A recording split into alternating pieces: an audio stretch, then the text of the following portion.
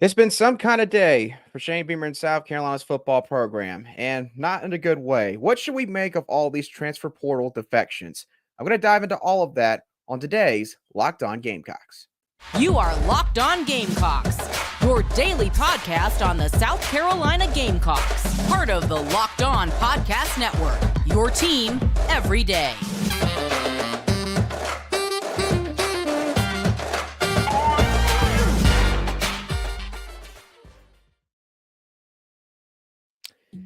Hello, Gamecock Nation, and welcome back to the Locked On Gamecocks podcast. I'm your host, Andrew Line, and I'm also a staff writer for Gamecocks Digest over on SI.com. Thank y'all so much for making us your first watch or listen here today. We are free and available wherever you get your audio podcasts daily and also on YouTube. Today's episode is brought to you by FanDuel Sportsbook. Make every moment more right now as new customers can get $150 in bonus bets with any winning $5 money line bet. That's $150 if your team wins. Visit FanDuel.com/locked-on to get started. All right, a couple of things before we really start to dive into all this. First of all, I'm terribly sorry that I did not get this show started earlier today. I just had a lot going on, and quite frankly, a lot more news to have to digest before I decide to get on here. I want to give some of y'all time to get home from work so that you can get my full thoughts on this. And I'm going to go ahead and tell you right now, this is going to probably involve a lot of rambling. I have no script for this. This is 100% off the cuff. So I'm going to try to go through all my thoughts as best as I can for this show. This is also going to be our Friday show, essentially, whether you're watching this on YouTube right now or you listen to this on an audio podcast app. So wanted to get all that out of the way. With that being said, let's get into it. So Antwane Wells got the whole day started with a bang, and not in a good way for South Carolina, as it was reported by multiple outlets on Thursday morning that Antwane Wells plans to enter the transfer portal. Obviously, we talked about this about a week and a half or so ago when he announced that he was returning for 2024. And as some of you I know are going to make sure to mention for this show, and I don't blame you for it, he did not mention that he was coming back to Columbia. And I did kind of pivot back a little bit on the following day show and sort of say, hey, I went back and reread it. And I completely understand why some fans would be concerned about the possibility of him walking out the door. And now here we are. It has officially happened. It seems like that Texas is a big team to watch here. And if that's the case, more than likely, there's absolutely no chance Juice Wells is going to come back, especially based on what all happened this past offseason for South Carolina in terms of transfer portal defections. You throw in the fact that Landon Sampson has also entered the transfer portal. Kyla Horton has also entered the transfer portal. South Carolina is quickly finding themselves in a very dire situation at the wide receiver position. You've got guys right now like Omega Blake coming back, Nicholas Harper, as of right now, coming back. Again, at this point, don't believe anything you hear regarding that stuff. And I mean myself, I include myself in that group. You don't ever know. I'll just leave it at that at this point. But as of this moment, they're still on the roster, right? Along with Tyshawn Russell. And while those guys did contribute to a certain degree towards this offensive success in 2023, obviously none of those guys have proven themselves to be consistent performers for this football program.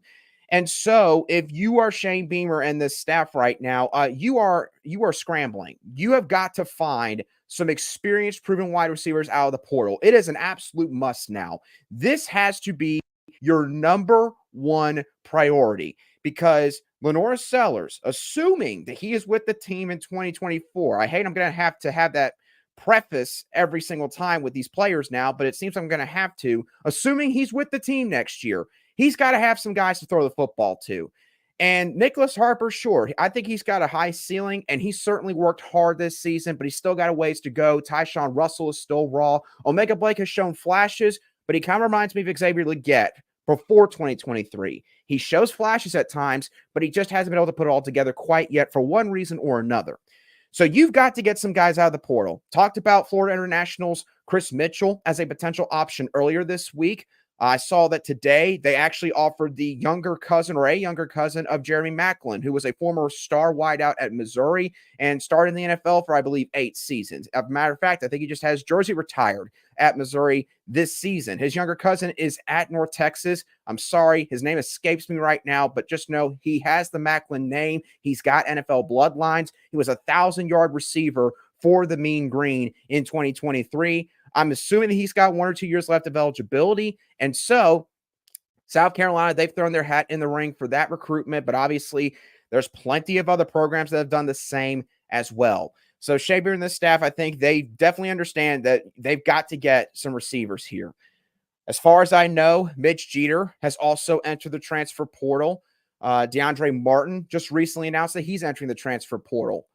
Felix Hickson has also entered the transfer portal. So I say all that to say this. There's conflicting reports out there and conflicting rumors about some guys that could be leaving and some guys that might not be leaving. Again, at this point, I'm just going to give y'all this advice when it comes to the portal.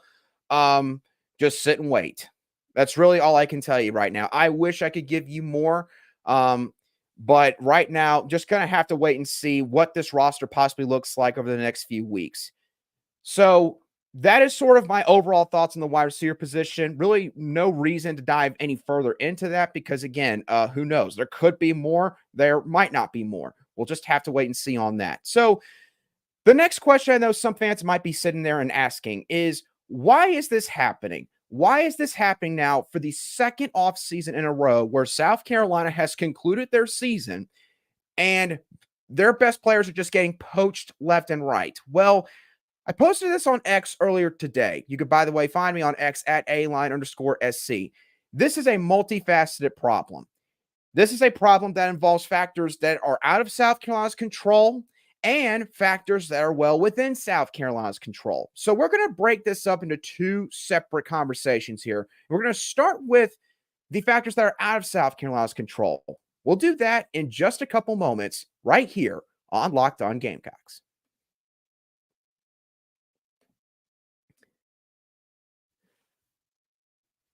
Today's show is brought to you by FanDuel. Now, as the weather gets colder, the NFL offers stay hot on FanDuel. Right now, new customers on FanDuel can get $150 in bonus bets with any winning $5 money line bet. That's $150 if your team wins. There's a lot of good games going on this weekend in the NFL, but there's one that caught my attention when looking at these matchups, and that is the game between the San Francisco 49ers and the Philadelphia Eagles, two of the best teams in the NFC right now. The money line for the 49ers is set at -146, and the money line for the Eagles is set at +124. The road team is favored in this matchup. Do you agree with that? Or do you think that the Philadelphia Eagles are going to get it done once again? Either way, if you've been thinking about joining FanDuel, there's no better time to get in on the action. The app is easy to use, and you can bet on everything from spreads to player props, over-unders, and more. So visit FanDuel.com/lockedon and kick off the NFL season with FanDuel, an official partner of the NFL.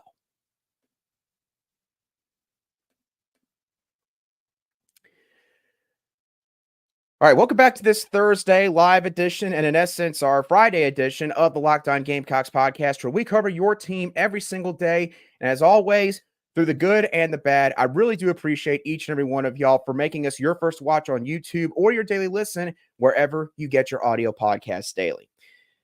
Okay, so let's break down why this is happening to South Carolina for the second offseason in a row, why we are seeing South Carolina just have some of their best players get poached left and right on this roster, along with some reserves at certain spots as well.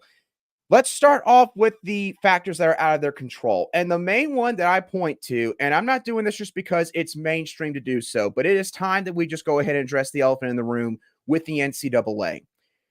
When the NCAA basically got stripped bare down in court a couple of years ago regarding U.S. antitrust laws and student athletes not being able to monetize off their name, image, and likeness, in my opinion, it is pretty clear at this point that the NCAA's response to that court ruling was basically they were spiteful about it.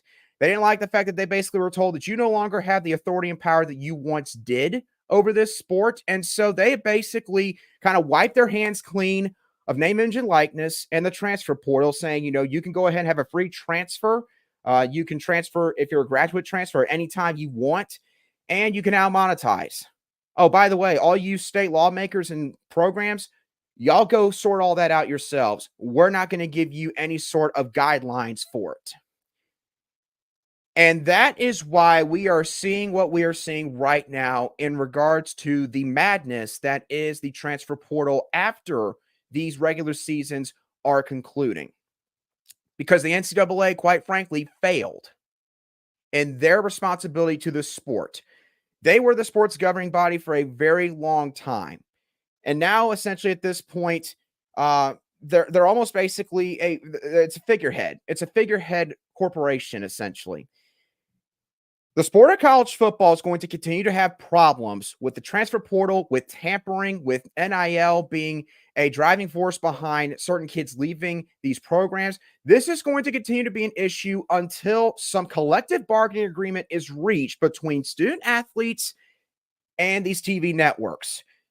You could also blame TV networks for a portion of this as well. But what's going to have to basically happen is this.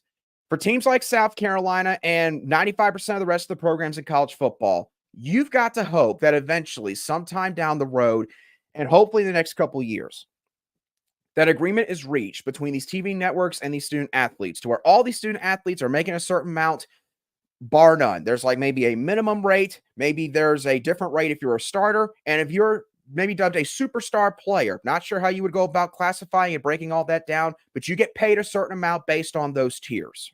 Okay, that's something that's got to happen in the future. The other thing that's got to happen, these teams have got to have a salary cap put on them. Because right now, the teams with the deepest pockets are the ones that are causing all this chaos, right? Now, South Carolina, again, this is not to make it out like South Carolina is just a poverty or poor program. And I love how opposing fans out there, they try to twist those kind of statements and make it out like that's basically what you're saying, and it's not. South Carolina is in a much better position still than the majority of the other programs in Division I college football at the FBS level. They are. But South Carolina is not a top 15 program. They might not even be a top 20 program in terms of NIL or, having the monetary funds to retain some of these guys. And while that is not the sole reason why all these players are leaving, which I will get into a little bit more in a few minutes, it is certainly playing a role. And so you have teams out there, and this is just arbitrary examples here. So don't take it with a grain of salt what I'm saying. You have teams like Texas A&M, and LSU, Michigan, maybe Ohio State. You've got big name programs that have a lot of money, have big booster bases, and obviously in Texas, it's oil. And I'm sure you can find plenty of other examples in college football as well. Those are the kind of schools that are going to benefit greatly from the current system that we have in place right now. While teams like South Carolina are having to basically fight every offseason to hold on to some of their best players. What this is also going to start doing is this is going to kill lower levels of football. You're already starting to see it with the FCS level and the group of 5 ranks. The best players at those levels, they are entering the portal after a couple years, and they're moving on up to a Power 4 program, maybe the SEC or the Big Ten. High school kids. There's plenty of people that are starting to report on this aspect of this whole situation. I'm glad they are. This is going to really kill high school football recruiting. Sure, your 4- and 5-star kids, they'll still find landing spots. They're not going to have problems. But what about those mid to low-level 3-star prospects who are, just kind of on the bubble right now? They're trying to fight their way towards making a scholarship to be able to get a spot on a football program's roster. Maybe they're in a similar situation as some of these other guys that are at the college level. Maybe they're in a situation where they're trying to get their family out of a certain spot, maybe help them monetarily or financially. They're not even getting the chance now because of what has happened with the transfer portal. And also, let's just go ahead and say it, the COVID eligibility rules, which I still believe overall it was a fair rule, at least for the guys that, maybe were seniors or redshirt seniors in 2020. But it has caused an absolute backlog in terms of the classification of players on these rosters. Looking back in a way, there should have been stricter rules on who could use a COVID year for an extra year of eligibility. That should have happened, and it didn't. And you can thank the NCAA for that. So they certainly bear a lot of the responsibility with what has happened at this point. And it's why in the next couple years, the NCAA, quite frankly, at least for college football, it needs to die off. And there needs to be a new governing body. And there needs to be new legislation. There needs to be a collective bargaining agreement. All of that has got to happen. So I say all that to make it clear. This is not all South Carolina's fault. This is not all Shane Beamer and the staff's fault. But Shane Beamer, we've talked throughout the season about how he was going to have to make changes this offseason. And I've come to the conclusion after today, it's not just changes maybe to personnel, maybe changes to his staff. Quite frankly, Shane Beamer, I think, needs to make some philosophical changes. He needs to reevaluate how he's operating as a head football coach in this program. I'll explain that in more detail in just a couple moments, right after a word from these messages.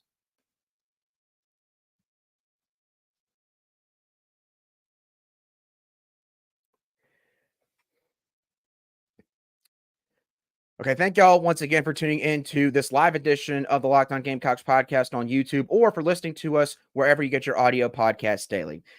Let's talk about Shane Beamer now, because as much as you can point to external factors for what is going on in South Carolina right now, Shane Beamer also bears some of the responsibility here. Now, going 5-7 in year 3 of your program and taking a step back, that certainly does not help you. I'm going to try to say this as nicely as I can without basically calling out certain people. But I know that y'all are going to understand where I'm coming from when I make this point. I think that Shane Beamer has got to understand this is not the college football that he grew up in. What do I mean by that? When Shane Beamer's father, Frank Beamer, was running Virginia Tech, why was Frank Beamer such a successful coach? Well, he created a different identity from most other programs, Beamer ball. That's one reason. You want to know why else he was successful? He had stability. It became a pillar of stability in the sport of college football. He had plenty of coaches that stayed with him for over 2 decades, almost 3 decades throughout his time in Blacksburg. That is why Frank Beamer is a college football Hall of Famer. A coach like Frank Beamer would not survive today's college football. He wouldn't. And I could be completely off base when I say this. This is completely just my opinion. Okay. I have no information to go off of when I make this point. But Shane Beamer, I think that part of the reason that he operates the way he does when it comes to staff changes, in the sense that he does not fire a guy after 1 year. And even if maybe he does fire a guy, he gives him a chance to look elsewhere. I think the reason he operates that way is because he saw what his father did at Virginia Tech. And he sees how the landscape is changing in the sport of college football. And what I think he is hoping to have happen is he wants South Carolina to be different in a good way. He wants South Carolina to be a pillar of stability in a sport right now that is very unstable. I think genuinely that's what Shane Beamer wants. And I think his heart is in the right place with that. But I will say this.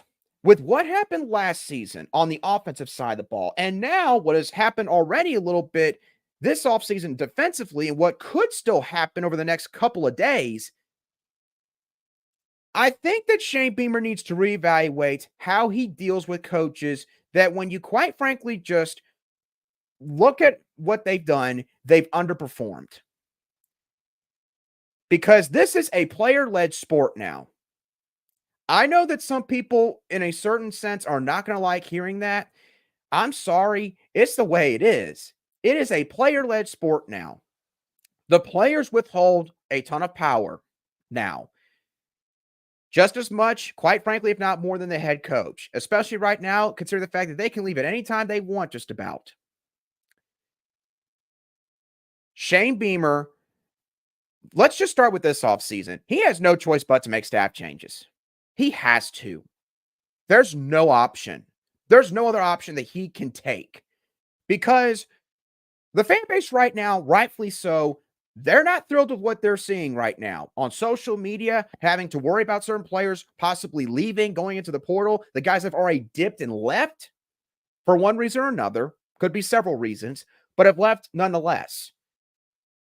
Can you imagine if you return certain assistants on this coaching staff for next year?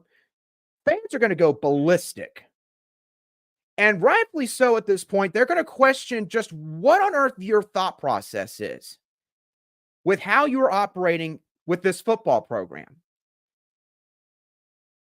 This idea of being able to build potentially what Frank Beamer built, or to be able to keep the same staff continuity for over the course of several years, that's just not reality anymore. It's not. Now, does that mean that you start firing coaches mid-season or demoting coaches mid-season like a Deion Sanders did? No, it does not. I'm not saying you got to go all the way to the opposite end of the spectrum in terms of how you make your final decisions. But let's just say it. There's a couple of assistants that you could make the argument that they might have stuck around a little bit longer than they should. There, I said it. They might have stuck around a little bit longer than they should. And you partly are now feeling you are paying the price for it. Because some of these players, look, there's an assumption out there that every single kid that enters the portal, it's because of either playing time or NIL. And sure, those two reasons do usually fall somewhere within the rationale of that player. But it's not just that, folks. It's not just that. It is also, how are you utilizing me? Where are we going, maybe defensively or offensively, for South Carolina at the end of last year? Especially if you're in a situation where multiple players maybe bring up a concern. These days, as the head coach, you cannot brush it off any longer. You cannot do that. Because if you operate that way, you will be out of a job in 2-3 years. If Shane Beamer does not make some real philosophical changes in terms of responding to problems within that program, whether it is how a unit's performing on Saturdays, a certain coach maybe not utilizing players properly, if he does not start responding faster to those issues, he will not survive at South Carolina. It will eventually be his downfall. Not all the issues that South Carolina's football program is dealing with right now are Shane Beamer's fault. Not all of it is. And I am certainly not trying to give you all that impression. But Shane Beamer does bear some responsibility. He does. At the end of the day, and he would agree with this, the buck stops with him. He is the head coach of an SEC football program, a football program that, as much as people around the country like to pick on it, has one of the most loyal fan bases in all college sports, has some of the best facilities in all of college sports, is located in one of the deepest areas for talent out of the high school ranks in all of college sports. South Carolina, as much as people like to poke fun at it, this football program has got plenty of positive traits and factors going for it. And you can win here. Hall of Fame coaches have proven that if you can just get things going in a certain direction, you can win here. And it used to be a lot tougher to win here than it is now. So Shane Beamer, with everything that he's doing right now, because I'm sure right now he's probably running around like a chicken with his head cut off. And I don't mean to make that as a joke of the fact that South Carolina is named the Gamecocks. I promise I'm not. That was just off the cuff. But Shane Beamer's got to look in the mirror. He's got to look in the mirror, and he's got to make some real decisions on how he wants to run this program moving forward, because this cannot keep happening. We haven't even talked about how the high school commits are viewing all this right now. We haven't even talked about players that haven't been brought up yet on the current roster, how they're feeling about it right now. You're talking about you are dangerously teeter-tottering on the verge of putting yourself in a vicious cycle where every offseason you're losing your top players and you're losing a bunch of backups at certain spots, and you're having holes become more and more obvious the next year. You're having more and more depth issues pop up. That should not be happening. I think the main issue for Shane Beamer is he's got to start being a lot more proactive. Does this mean that you don't have to care about your assistant coaches anymore? No, it does not. Not saying that. But right now, coaches say this all the time. My number one priority is the guys in that locker room, That from this point forward has got to start with players. Coaches, quite frankly, now you're secondary to the players. You are. You have to be. If you don't operate that way, again, and at least right now, the way college football is set up, you will not survive. You won't. So that's really all I have to say about what all has happened on this Thursday for South Carolina's football program. I see a lot of y'all have joined. Right now, we're sitting at 83 live viewers on YouTube. Thank you so much for tuning in. Really do appreciate it. I see a bunch of comments have been left. I promise you, as soon as I'm done with this, I'm going to hop on. I'm going to respond to as many comments as I can, answer any questions y'all may have. I would just say right now, I would really appreciate if you don't ask me about a certain player because, again, I'm just going to tell you right now, I don't know for certain. And I already look pretty bad for the fact that I kind of went along with what Juice Wells posted about 10 days ago, and now he's gone. So I'm learning a hard lesson myself right now that I just have to stop assuming. Trust me. I'm learning it right there with y'all. So thank y'all so much, and have a great rest of your Thursday evening or Friday, depending on when you are watching or listening to this show. And I will catch y'all on the next show of the Locked On Gamecocks podcast.